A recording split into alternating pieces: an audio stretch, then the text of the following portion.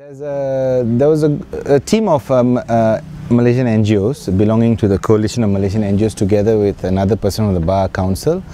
We attended the UN Human Rights Council only for the sole purpose of listening to our government presenting its report and listening to the discussion on the ground.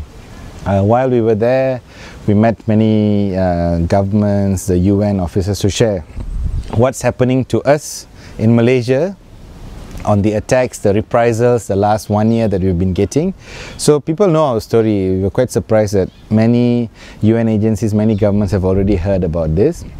But we were there actually substantially to hear our Malaysian government accept the good recommendations from many countries. I think we had about 200 over recommendations, but sadly big chunks, I think only about 60% was accepted of the recommendation. So that was a bit sad because the government has the possibility of accepting much more.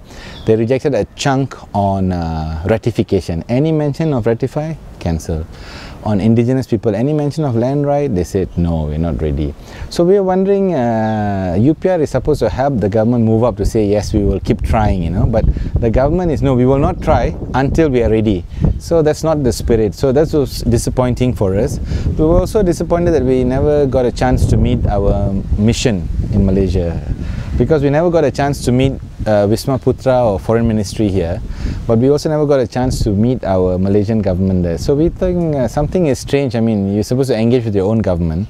They give us all the rhetoric, and in the opening speech by the ambassador, he said that we have engaged stakeholders and NGOs, but in actual fact we feel we are left out of the circuit.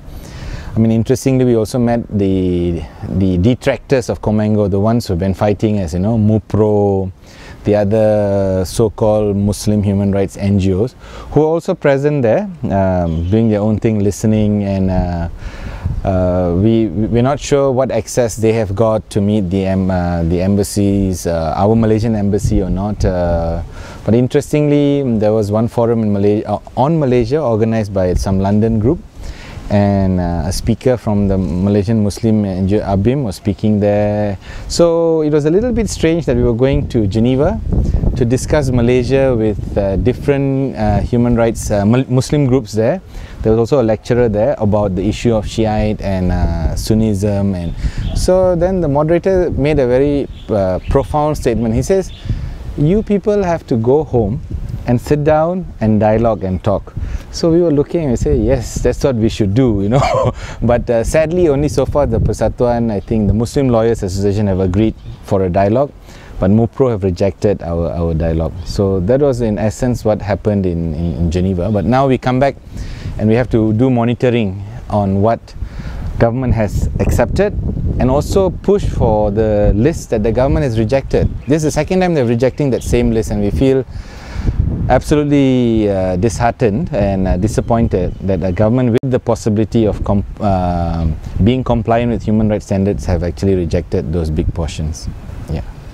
But what about the Muslim groups? How were they there in terms of what they were doing and in terms of the were they antagonistic towards you, for instance? No, actually this time around they were much more cordial. The first time very antagonistic when we met in October. This time I think they realized that there's no point being antagonistic because we are all observers, so you just sit and you watch, you know. So we're not sure what accreditation they came with, but the last time they came under some Cordoba organization, so we don't know this organization. So then we read in the papers after that they were going to set up a human rights center or something like that. But we had some chance to sit down with some of them, say a few words, chat, and agreed to meet.